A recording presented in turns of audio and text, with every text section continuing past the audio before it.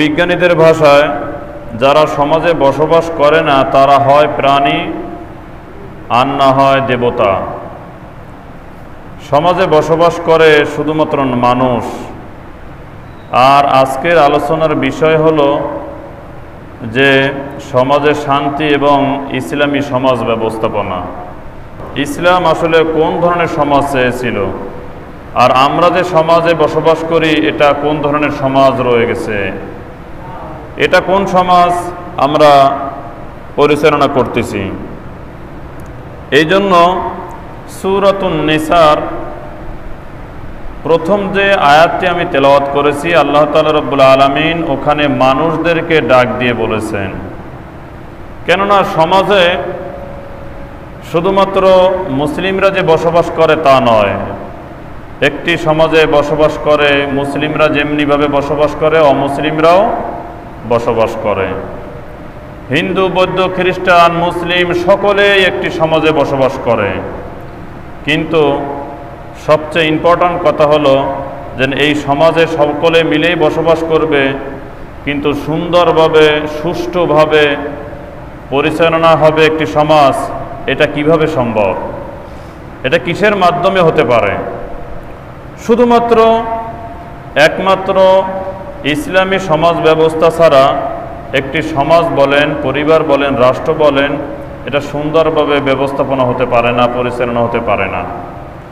এই জন্য সূরাতুন নিসায় বলা হয়েছে, আল্লাহ তাআলা রাব্বুল আলামিন বলতেছেন ইয়া আইয়ুহান নাস।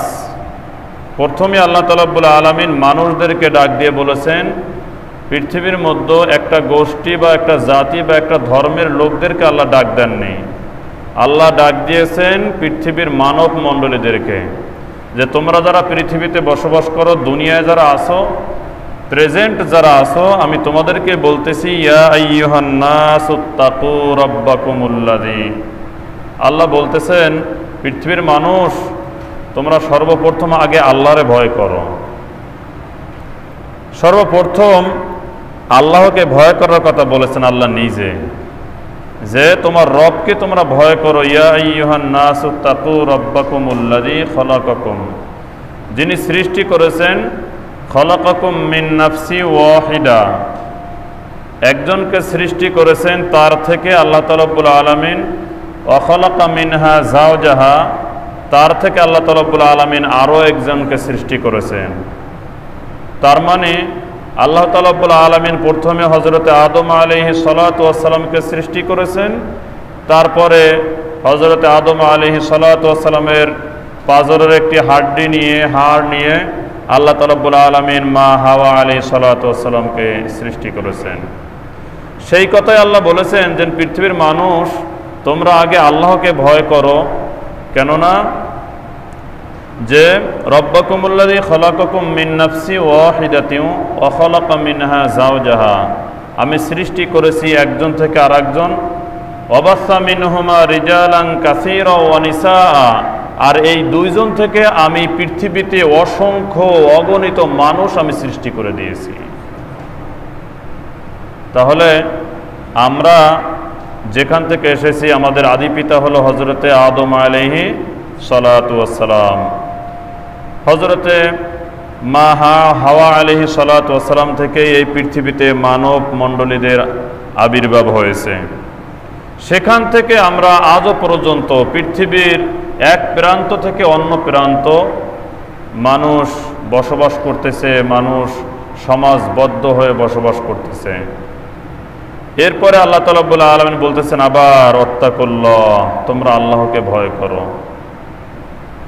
বারবার আল্লাহ তাআলা রাব্বুল আলামিন অনেক জায়গায় কিছু দূর আল্লাহ তাআলা রাব্বুল আলামিন কথা বলার পরে, কোরআনুল কারিমে কিছু কথা বলার পরে এরপরে আবার অনেক জায়গায় বলেছেন তোমরা আল্লাহকে ভয় করো। কারণ কি? কারণ পরিবারের মানুষ হোক আর সামাজিক হোক, রাষ্ট্রের ভিতরে যারা বসবাস করে, এই মানুষগুলো যদি এক আল্লাহকে ভয় করে, তাহলে পরিবারও সুন্দরভাবে পরিচালনা হয়, সমাজ পরিচালনা সুন্দরভাবে হয়, আর রাষ্ট্র পরিচালনাও সঠিকভাবে হয়। যদি আল্লাহর ভয় যদি কোনো সমাজের মানুষ, আল্লাহর ভয় যদি কোনো পরিবারের মানুষ, কোনো রাষ্ট্রীয় মানুষ যদি আল্লাহর ভয় যদি ছেড়ে দেয়, তাহলে ওই পরিবার শেষ, ওই সমাজ শেষ, ওই রাষ্ট্র ব্যবস্থাপনা শেষ, ধ্বংস অনিবার্য, কেউই ঠেকে রাখতে পারবে না। এই জন্য আমাদের নবী করিম সাল্লাল্লাহু আলাইহি ওয়াসাল্লাম সমাজ কিভাবে পরিচালনা হবে সেই সম্পর্কে যে হাদিস বলেছেন, আল্লাহর রাসূল বলেছেন, লা তাবাগাদু ওয়ালা তাহাসাদু ওয়ালা তাদাবারু ওয়া কুনু ইবাদাল্লাহি ইখওয়ানা। আল্লাহর রাসূল বলতেছেন, তোমরা যে সমাজটিতে বসবাস করো, তোমরা যে দুনিয়ায় বসবাস করো, পৃথিবীর মানুষদেরকে ডাক দিয়ে আল্লাহর রাসূল একই কথা বলেছেন যে তোমরা বসবাস করবে ঠিক আছে, কিন্তু লা তাবাগাদু, তোমরা খবরদার পরস্পর পরস্পর কখনো কেউ কারো সাথে হিংসাত্মকমূলক আচরণ করবে না। আমাদের সমাজে এটা চালু আছে না? আছে। নামাজ পড়ি কিন্তু হিংসাত্মকমূলক আচরণ আমার মনের ভিতর থেকে যায়নি।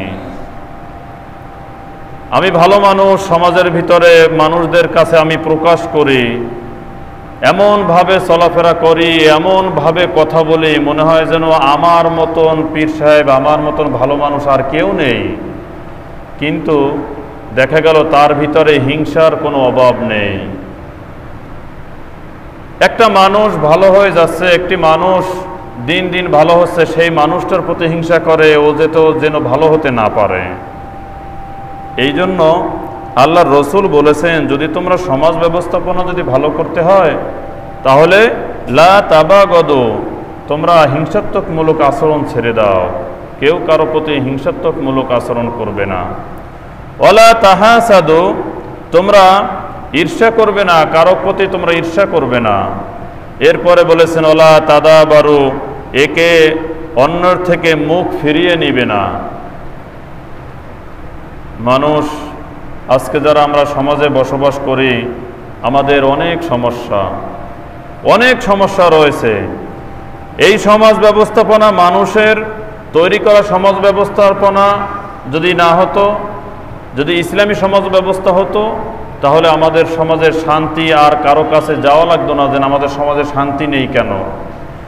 শান্তি অটোমেটিক আকাশ ফুরে জমিন থেকে বের হয়ে আল্লাহ রাব্বুল আলামিন আমাদের উপরে রহমত বর্ষণ করত।